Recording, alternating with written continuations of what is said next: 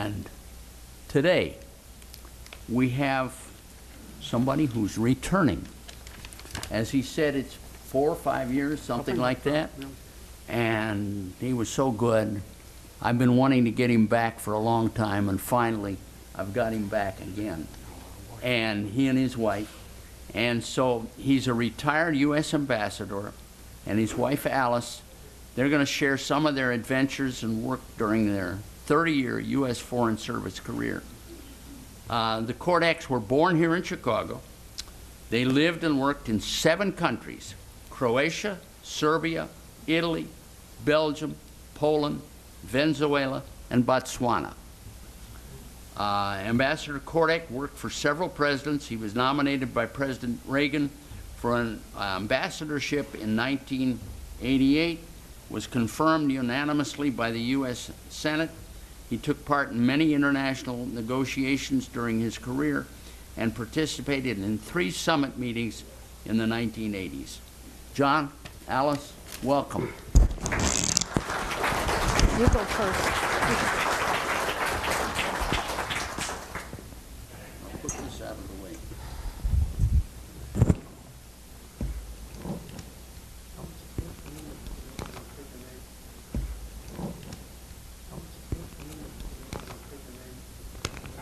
Go ahead. Well, thank you, Jay, for the introduction. It's good to be back at the North Shore Senior Center. It's also good to be back in the North Shore area. We know it rather well because on one of our assignments, when we were abroad where the educational facilities were not very good, we brought our daughter, and she's a graduate of Woodlands Academy in Lake Forest. It gave us a chance to fly in from abroad on a regular basis to see her, and so we're delighted to be in this area. This is one of the few times that my wife and I are speaking together. It occurs to me that I always speak to people and I tell them about what a foreign service officer does, what an ambassador does, what are some of the responsibilities. But that's only one part of life. And the two of us have been married almost 50 years. And somehow we have survived this hectic and interesting type of life, and we'll give you a few examples. Now, we're not the most, how I should say, experts on techies, so I hope everything goes well, and I will try to do the best I can with what we have here. And we owe a lot of these pictures, in fact, all of them, to John's brother, Philip Kordak, who joins us here today. I have to give him credit. Now, we look forward to sharing a few of our experiences, adventures, and work during our Foreign Service career. We will also touch on some of our activities in our post-diplomatic life. When I retired, I was one of the associate vice presidents at DePaul University, and I worked also for President Clinton, who appointed me twice to the United States Holocaust Memorial Council in Washington. And part of the responsibilities there was to oversee the work of the Holocaust Museum in Washington. Now, I did my graduate work in Italy, in Bologna, under the auspices of Johns Hopkins University.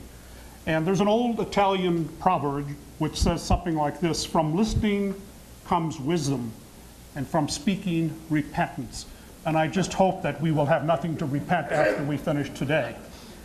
Now, there are many definitions of diplomacy, and let me share with you some of my favorites. One reads, diplomacy is the art of letting someone else have your own way. And another is the person who can tell you to go to hell in such a way that you actually look forward to the trip. But probably one of the most controversial ones is diplomacy is the second oldest profession in the world. Now, I take umbrage at that. I'm not quite sure I want to be compared to the first oldest profession. But it was said by Ronald Reagan, of all people, that it's been said that politics is the second oldest profession, not diplomacy. And I have learned, he said, that it bears a more striking resemblance to the first oldest profession. Well, as Jay pointed out, we are Chicagoans. We met when we were seniors in college at DePaul University. I did my work at DePaul, Johns Hopkins, and Harvard. And we met for the first time in the fall of 1963, right? 1963, we were on a bus to study the interglacial moraine of Wisconsin. And John was in charge of the organization sponsoring this trip. I was there just as a guest of someone, and he came, and there was only one seat left on the bus, and that was next to me. So we sat together for maybe 8 hours, and then I asked you out to have a beer at Miller's Pub because the bus came back on Wabash Street, and she said no. No. And so I said basically to myself, well, the heck with you. And I went out with my buddies. We had a beer at Miller's Pub. That was the fall of '63. Fall of '63. And I finally came around to asking her for a date 9 months later, which was in May, just before our graduation from DePaul. And I called her up and I said, Alice, I'd like to have lunch or dinner with you. And I said, I'd like to take you to Trader Vic's at the Palmer House, where I took all my girlfriends. And if you recall, in the 60s, Trader Vic's was sort of the cat's meow. It was really a fantastic restaurant. And to my surprise, unlike all the other women that I had invited out to Trader Vic's, my wife I said no. She said she had an Italian restaurant that she would like to go to, and we went, and she told me that she knew that I had worked my way through college. As I had. And she said, I didn't want you to spend your money on me at Trader Vic's. And I thought, oh my God, this is the woman of my life. You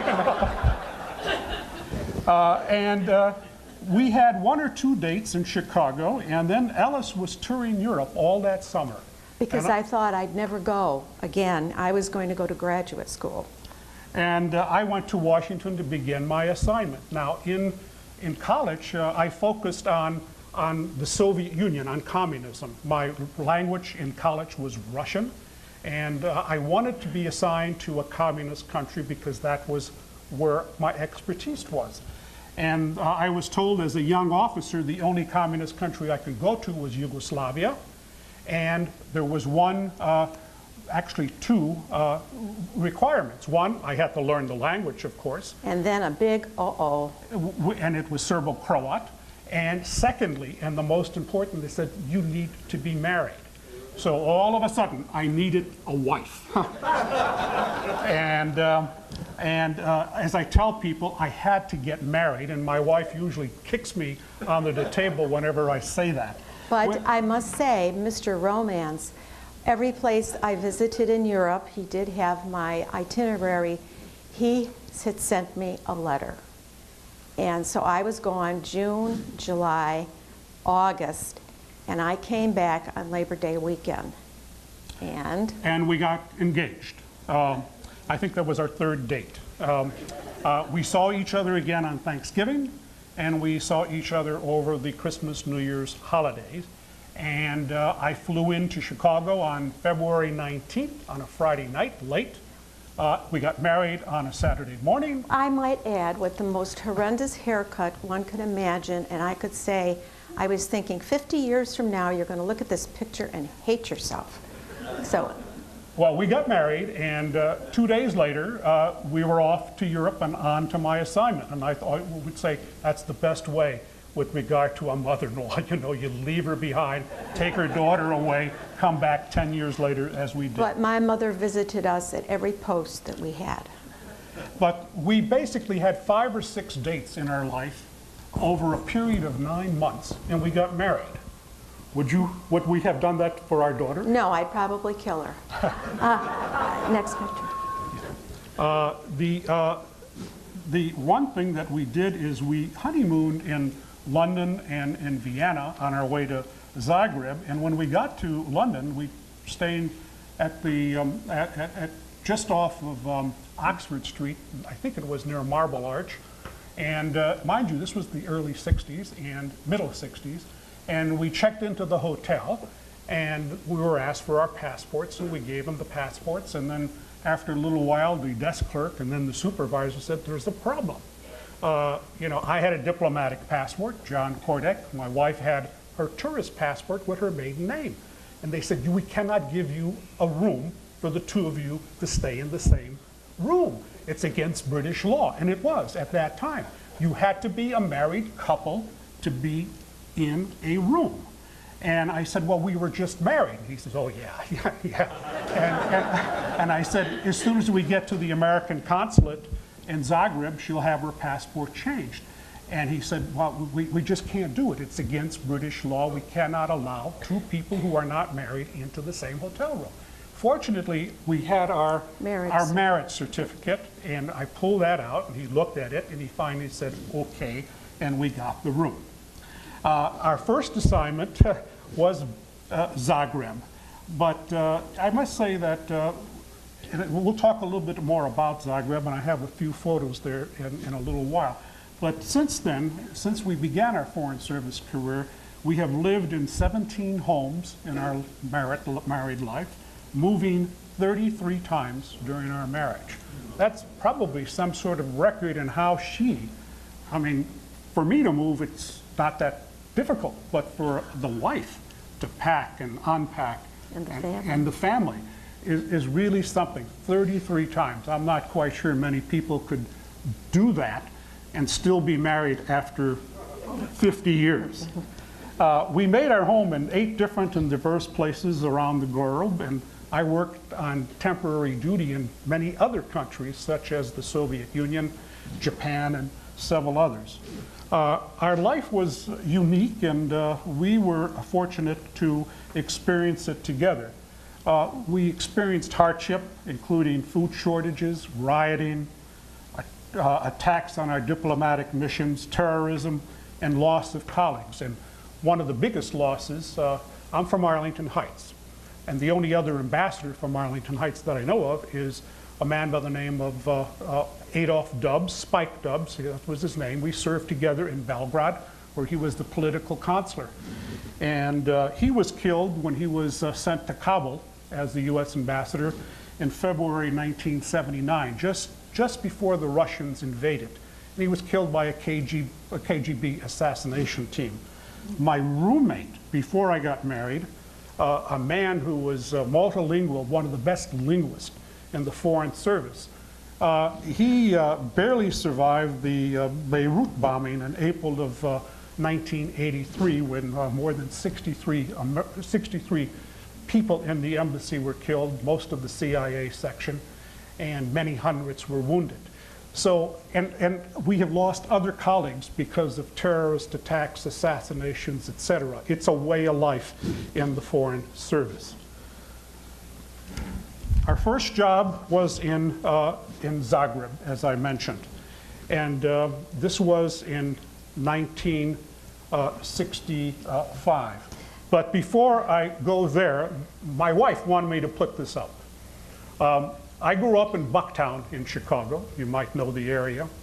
And I wanted to travel. And when I graduated from a college prep high school, I wasn't ready to go to college. I was 17 years old, and I decided the way to see the world would be join the U.S. Air Force.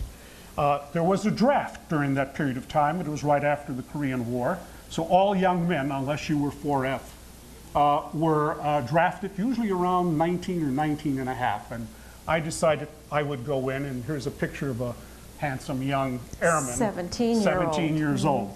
But I didn't get anywhere other than in the United States, spending a lot of time in Nebraska. I was assigned to a SAC bomber group, and SAC meaning the Strategic Air Command. Okay, say it. You went to Newfoundland. I went to Newfoundland. That was the only place I went to. And so I was sort of disappointed, and it took me a while to realize that the only way to see the world is perhaps to join the Foreign Service, and I was recruited when I was in DePaul during the Kennedy administration. My very first assignment in Yugoslavia was to be an escort interpreter for Louis Armstrong. How great could that be? Here he is with me, my secretary, and I forget who the person is standing in the rear. And we spent, 10 days together as he toured Yugoslavia as part of the State Department Cultural Presentation Program. Okay, now I am going to give you the woman's point of view as I interrupt. One of my first jobs as a Foreign Service wife was to fulfill the food desires of Louis Armstrong. I was living in a hotel. I didn't have children at the time, but Louis wanted an American hot dog after his performance. There are no American hot dogs in Croatia, in Zagreb, in 1964. So I had to call all the other American wives. They looked in their freezer. We came up with a number of American hot dogs, and Louis got his desire of having his food wish. And he had a very successful tour of Yugoslavia, and he was very pleased to have a hot dog after each performance. Thanks to Alice. But it was great. This was my first assignment, and I was the escort interpreter for Louis Armstrong. One of the things that we did, now here's Zagreb. This is the old town. It's called Gornji Grad in Croatian. This is one of the famous churches. And the things that you see up on the tiles were the symbols of Zagreb, and then another symbol of Croatia, Dalmatia, and Slavonia. And the old town, the Gornji Grad, in the 60s, there were no cars that you could not park on the street. There were only two ways to get up there. One, if you had a car, and very few people had cars, you could drive up there, but you could park only where that church is, and there was usually no more than 5 or 10 cars at any one time. The rest of the time, you just had to walk, and there was a vernacular that went up from the main part of town, which was like a big escalator to bring you up there. Now, we've been fortunate to live in a number of houses that have some historical importance. In Zagreb, we rented the apartment and the studio that belonged to what many people believe to be the most important sculpture since the Renaissance, a man by the name of Ivo Mestrovic. And he has a Chicago connection, and I'll just tell you about it. This was his apartment. Right down here was an outdoor atelier with many of his sculptures. This is our dining room, our kitchen, the master bedroom, and various other rooms. And we could dine and look down at many of his works. Okay, next page. Yeah. Well, woman's point of view, because my profession is being a teacher, a special education teacher, and we didn't have children at the time, they needed a teacher in Belgrade. So while John was living in Zagreb, I accepted a position to teach in Belgrade. So every Friday after school, I'd board the bus for the 3 to 4 hour ride to be with him in Zagreb. And then on Sunday, it was in reverse. And on the bus, you have to realize that I was not alone. I was there with the locals, some of whom had the ducks, geese, and pigs on a string. So it was an interesting trip, and I did that for a whole school year. The previous photo you saw was just the front of the apartment, how you got into it. It was a magnificent place. And as you could see, there are no cars. It was a beautiful place to walk around. Now, Mestrovic, if you go down Michigan Avenue to Congress, which comes off the Eisenhower Expressway, and just before Buckingham Palace, there are two Indians. Buckingham Palace. Buckingham Fountain. I'm sorry. Duh. You will find two Indians on either side, and this is the work of Mestrovic. So he does have a Chicago connection. He had to leave Europe because of the Second World War. He was not a favorite of the fascists, of the Nazis, and he came to Notre Dame, where he lived until about 1962.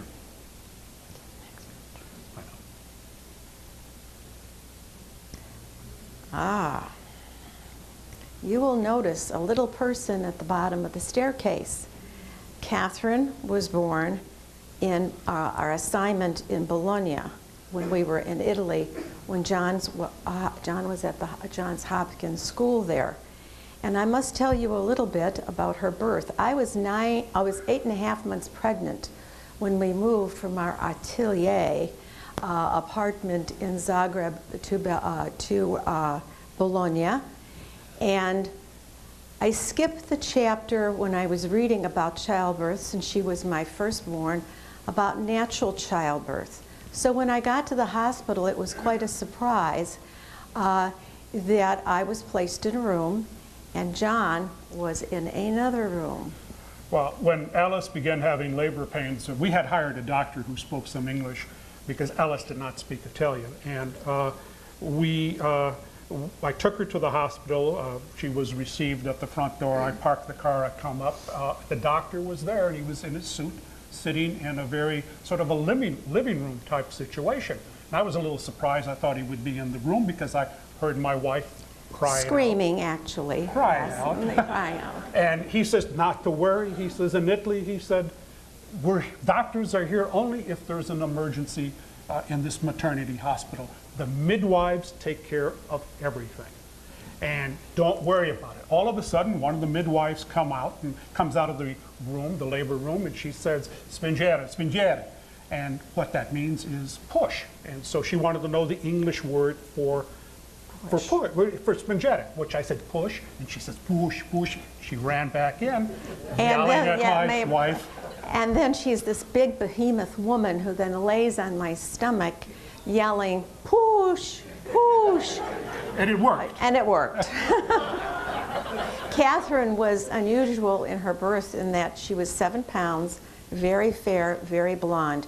She was placed in the center of the nursery by the window because she was surrounded by 10-pound babies that were born who were Italian by background, very dark and with dark hair. And most people who came to the window, thought she was a plant, in that she was not real, she was just a doll. She was a doll, but not in that sense. Well, while Alice was in labor and the child was born, the doctor gets up and says, well, I'll go take a look and see if everything is all right. And he does, and about 2 minutes later he comes out, he says, you have a daughter. And the daughter is doing fine. I said, well, what about the wife? He said, oh, she's doing fine too, not to worry. Italian women, no problem. He comes back and there's a big bar. He lights up a cigar, gives me a cigar, pours some cognac, and we sit down, and he says, let's just smoke our cigar and drink our cognac, and the midwives will clean up your wife, and when she's ready, they'll call you and you can have a look at her and the baby. This was birthing at a maternity hospital in Bologna. Okay, now what else? This is a picture of my daughter in Belgrade, which was one of our assignments. And this is the back of the house. And again, it's also a very famous house. It was owned by a general called Dusan Simovic, General Simovic. He was, at that time, Chief of Staff of the Yugoslav Air Force in 1941. And if you know your history of the Balkans or of the Second World War, Germany tried to bring Yugoslavia into the Axis. And in fact, they signed an agreement with the Yugoslav government in 1941, which would have taken Yugoslavia into the Axis of Germany, Italy, Romania, Hungary, etc. Simovic, the general, along with other members of the Yugoslav armed forces, did a coup d'etat. Very important thing. This was April 1941. And the Yugoslavs fought. The Germans had to send in X number of divisions. And it slowed down their major operations. As you remember, Operation Barbarossa, which was the invasion of the Soviet Union, took place in June of 41. It should have taken place about 2 months earlier. Now, if you recall, the Germans got as far as Leningrad and just on the outskirts of Moscow in the winter of 1941 before the Russian winter took over and stopped them in their tracks. So what General Simovic did and his fellow officers, they slowed down the entire German plans, war plans. Now just think, if this didn't happen and if Yugoslavia joined the Axis, what would have happened? Would the German army have occupied Moscow before the winter and Leningrad? One never knows.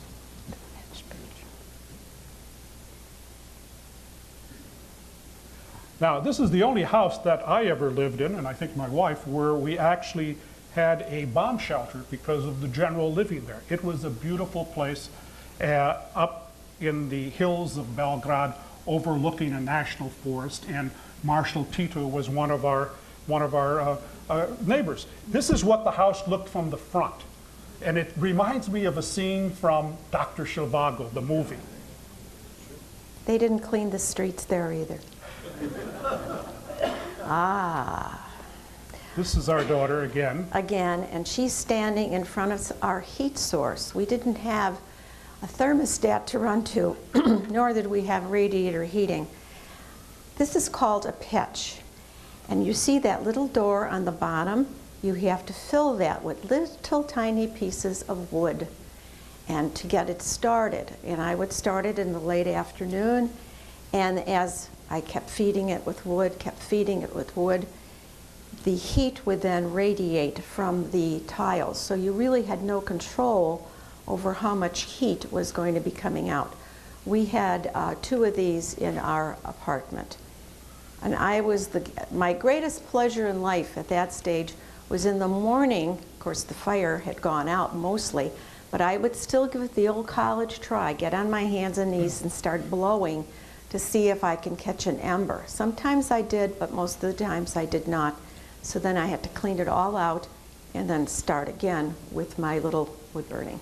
And she said she'll never, ever live again without central heating. Thank you. Yeah. This is very interesting as well. When we lived in Belgrade, we had a maid, and she was Macedonian. And our daughter only spoke English to the 2 of us and to an occasional American visitor. She spoke Macedonian to the maid, and all of her playmates were Serbian, so she spoke Serbian to the children. And this caused a cultural shock when we left Belgrade to go off to our next assignment. And we had some leave. We went to Chicago. We flew on Pan Am to London, London to Chicago. And on the London-Chicago flight, our son was born just that summer, a couple of months earlier. So we were all the way up in the front of a 707. And our son, who was only a couple of months old, was in a bassinet. And on that plane were a lot of children, primarily British children for some reason. And they would come up to see the baby. And they meet our daughter, and they speak English to my daughter. And my daughter had never spoken English to a child before.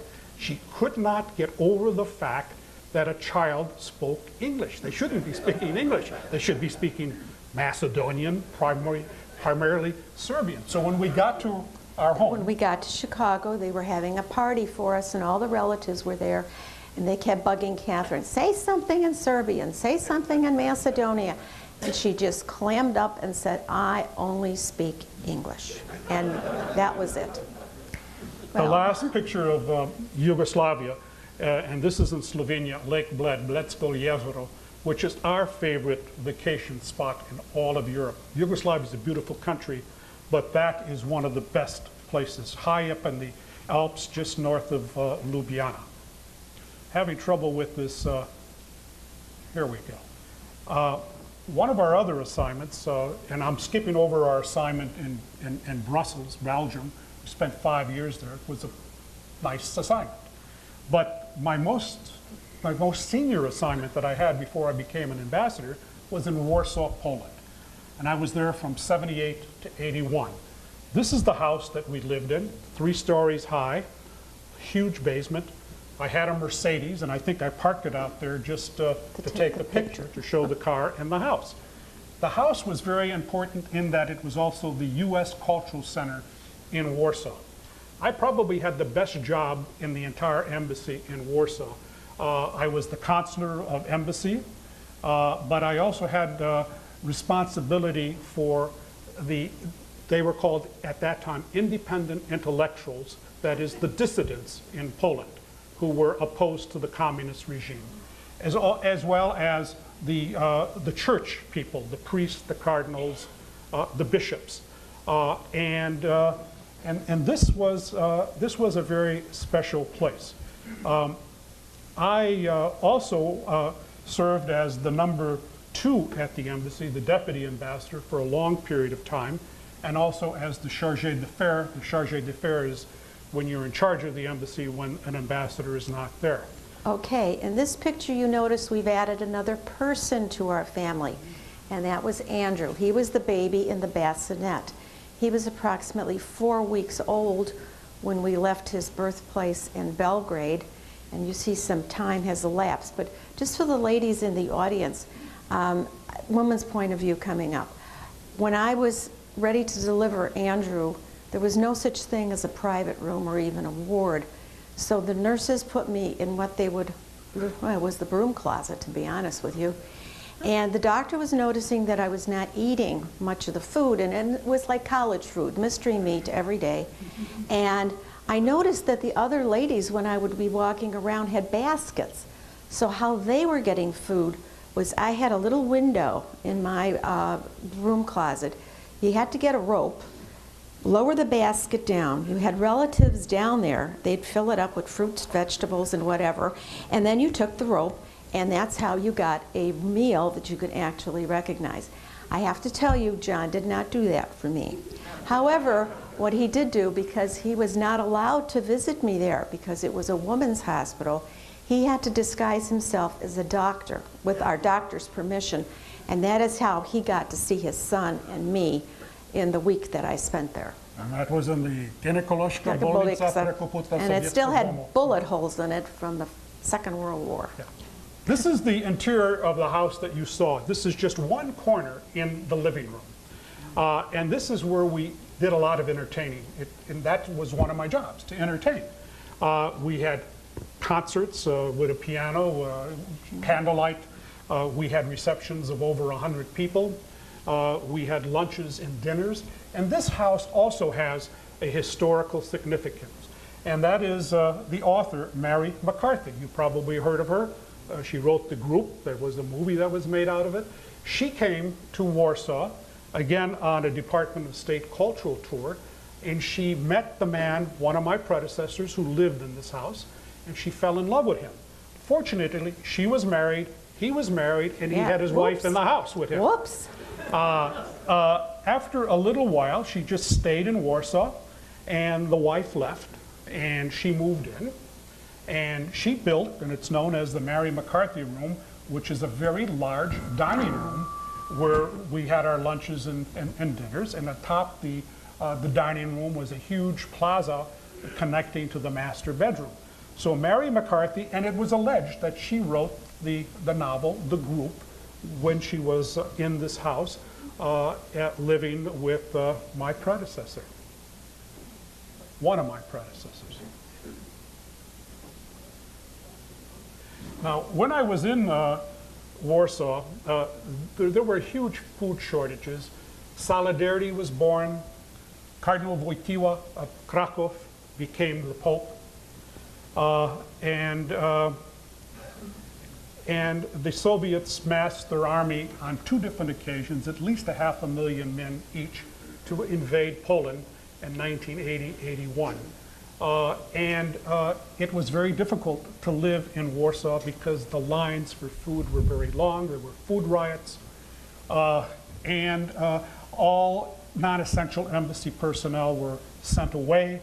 There was a small group of us who remained. We were supplied with C rations. Those who are veterans, you know, the K rations, the C rations, and now I think they're MREs, meals ready to eat, but I'm not quite so sure about that. It was at this time I was asked to leave Poland by the Polish Communist government for anti-Soviet, anti-socialist, and anti-state activities, all of which was true. But the State Department said the only way to get rid of Wojtek would be for you to declare him PNG, which means persona non grata, which means you have 24 to 48 hours to leave. But the Polish Communist government was told, if you do that, this would be the the consequence. We had a program called PL 480, which was approximately close to $1 billion a year for the Poles to buy food and feed grains because of their food shortages. And they paid in local currency, which was advantageous to them. And the point was, if you PNG Kordek, you then will lose this program. So I was held hostage, or they were held hostage for Kordek or $750 million in PL 480 funds. They said they would not PNG me at that time, but they could not guarantee my safety any longer in Poland, which is very, very consequential. So like two Catholic nuns, I always had to travel with two other people, to make sure something did not happen to me individually. Now this picture was taken when my daughter, to the right, graduated from the international school in 8th grade in Belgrade. These are two of the people who were on our staff. Pan Piotr on the left, a superb cook. I mean, he was just outstanding. And our house lady in the middle, plus several others. We could not run this house without staff. I mean, it just could not be possible. We really did a lot of entertaining there, especially with the independent thinkers. Next picture. Yes. The Pope. We met the Pope on a number of occasions. This was taken in Rome many years later after Warsaw, when I was on an American delegation, diplomatic delegation, and that's why you see us there, and we met again. But the first time we met, he was not yet Pope. He was not yet Pope. It was 1976 in Washington, D.C., and he came from Krakow to help us celebrate our bicentennial.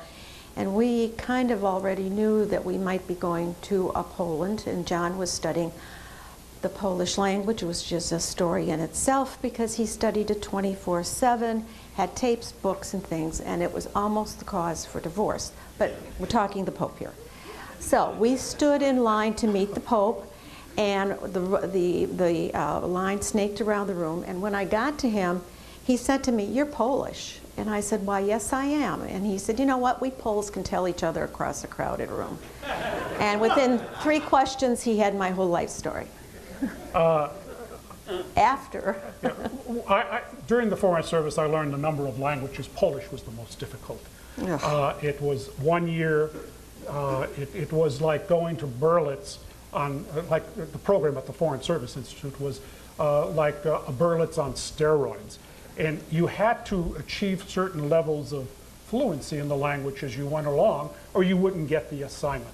And contrary to the media talking about American diplomats not being fluent in the language, this was not true. I think the American embassy, the Chinese embassy, the Russian, Soviet embassies, we had probably the best linguist around.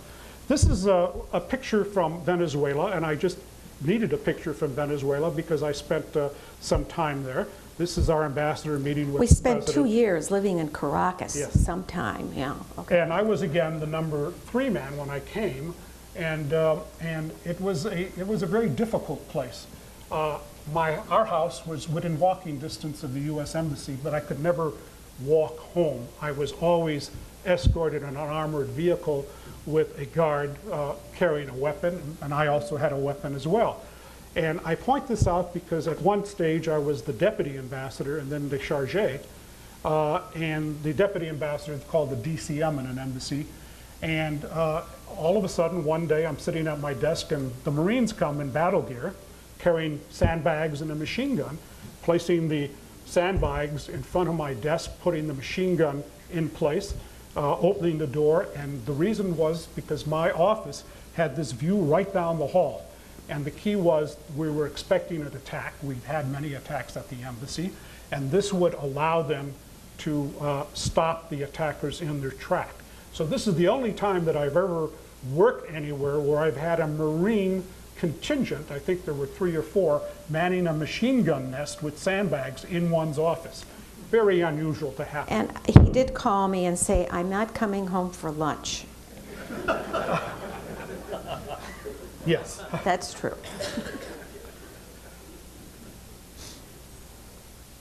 One of the other things I did over the years, were in negotiations with many different countries, and in particular with Poland, since I had been in Poland. And this is me signing an agreement with the Polish government. This is when we tried to normalize our relationship in the latter part of the 1980s. And I have to stop here. This is a very important thing. Oh. I don't know if people here know who this is. This is Melina Makori. And at that time, she was the Minister of Culture of Greece.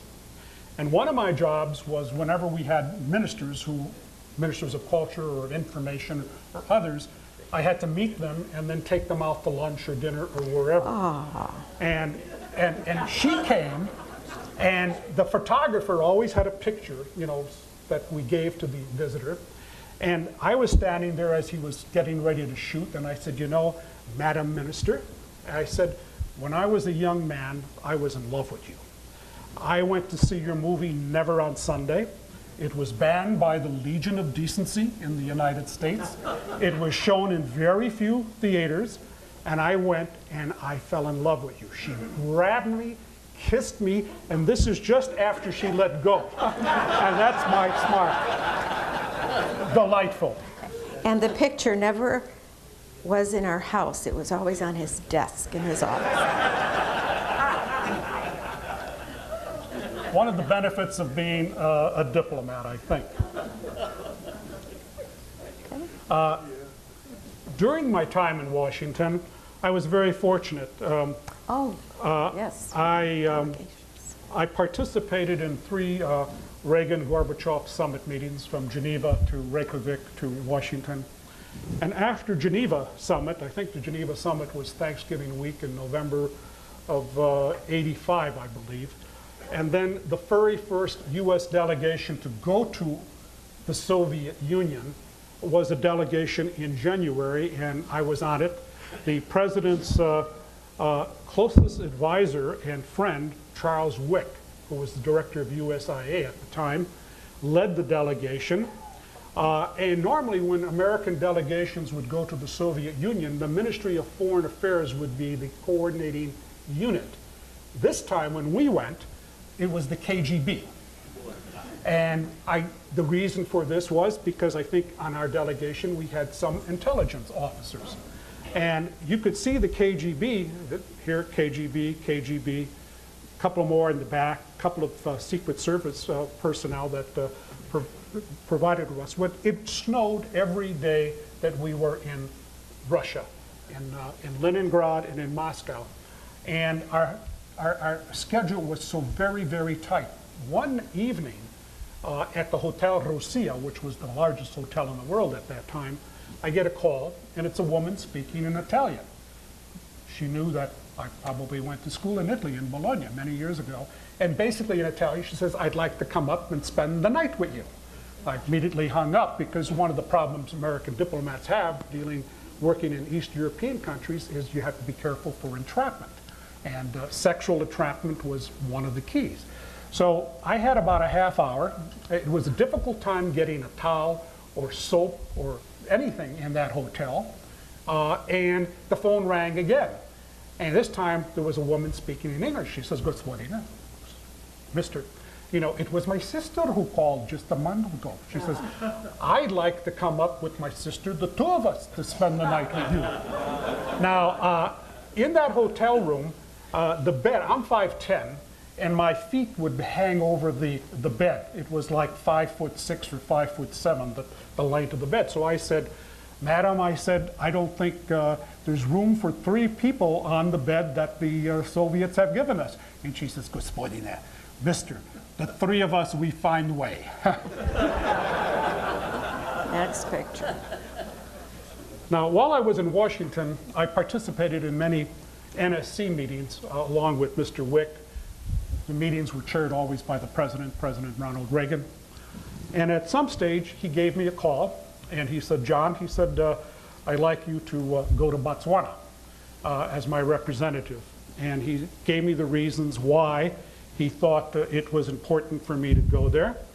And I, as a career officer, you say, yes, sir, you do what the chief executive wishes. This is, I like to add, this is after 25 years in the Foreign Service, and he's a career person, not someone who has given money to any particular foreign service, to any particular political candidate. And Well, when I mentioned I was going to Botswana, I bet 95, 98% of the people did not even know it was a country. Where's Botswana? Turns out it was one of the largest embassies in the world, U.S. embassies. And the reason for that is that all of the countries that did not have diplomatic relations with South Africa, which was an apartheid regime at that time, had their diplomatic missions in Botswana. And we had wars all around. Wars in Angola, wars in Southwest Africa, wars in Mozambique. South Africans were attacking the frontline states, including Botswana at that time.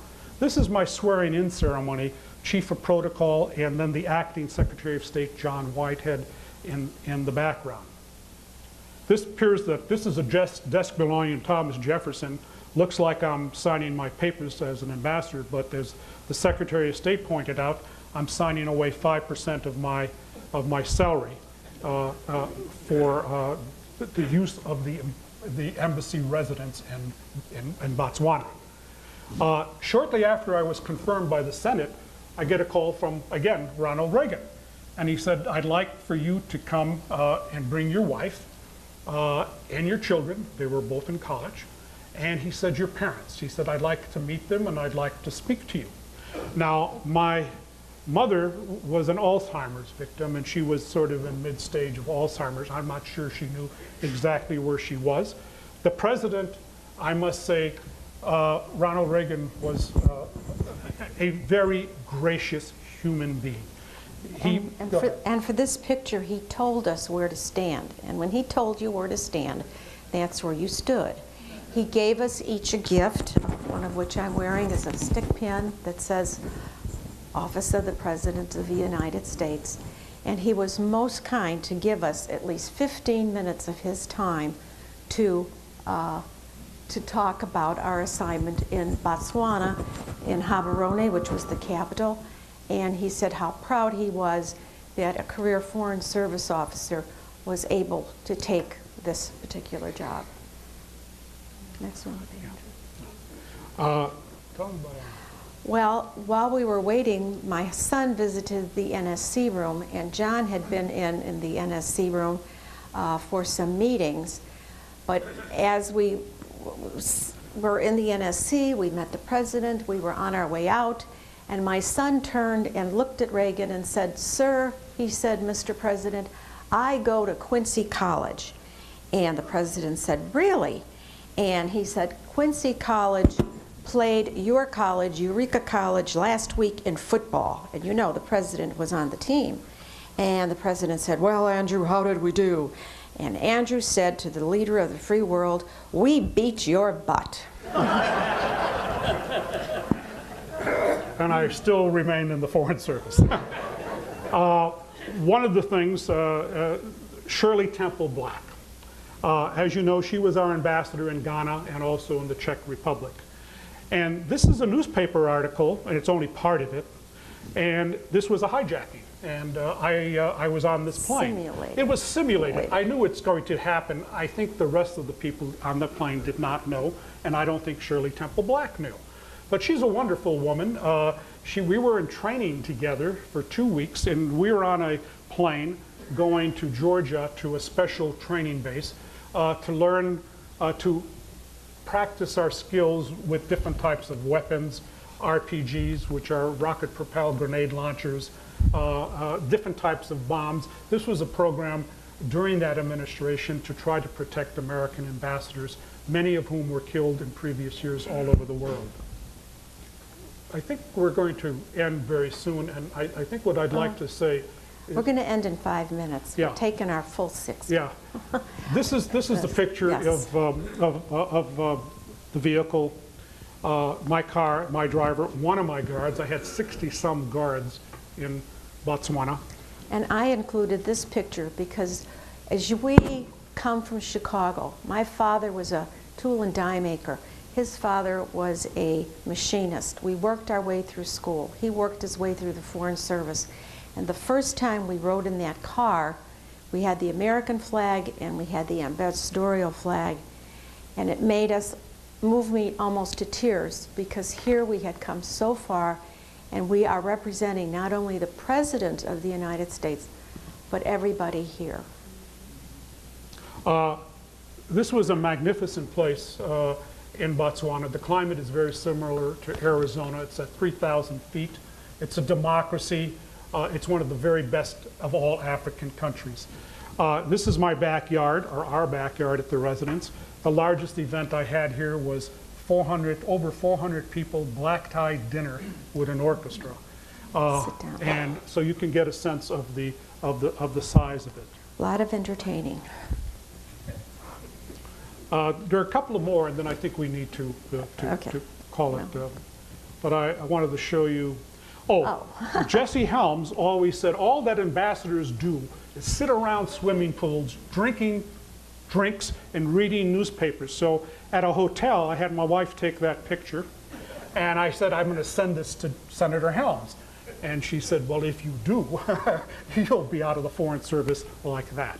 But anyway, it was also interesting. What he did was that in the Department of State Appropriations bill that year, he also took out the health care system for U.S. ambassadors.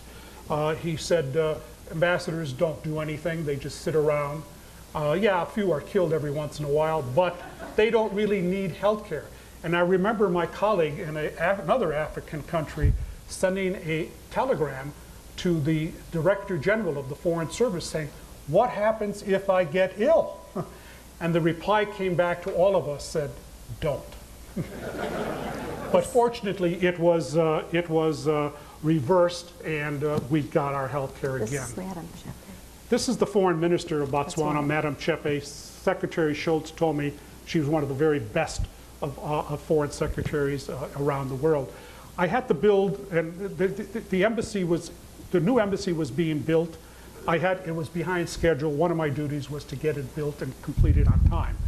Now, this is a funny cable, because when you're in a big embassy like Warsaw, there must be 200 or more cables a day that go out. The name of the ambassador is always at the bottom, in this case, Kordek.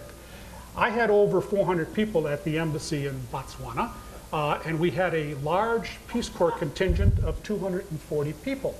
And we had two American doctors from Kalamazoo who were on the staff, and they took care of all of these Peace Corps workers working all around the country. And this was the beginning of the AIDS epidemic in southern Africa. And this cable, you know, which I would never see until it goes out, because most cables that go out have to do with personnel or things. And it says, if you can't read it, it's from the doctors to State Department, and it says, please supply post with 1,000 lubricated Trojan condoms, required as soon as possible. Most grateful, Kordek. I just want you to know I never saw any of those.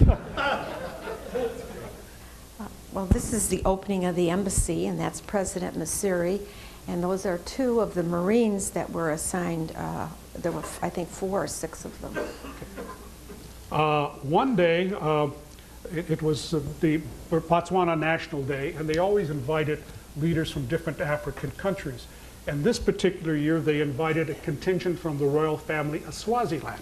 I'm dressed appropriately. They're dressed appropriately. They have, as you know, the king of the monarch of Swaziland has about 300 wives. Many of the men have X number of wives as well. You can't take their picture. This was given to me by the British ambassador, and that night there was the formal reception at the president's house. And it was like Buckingham Palace.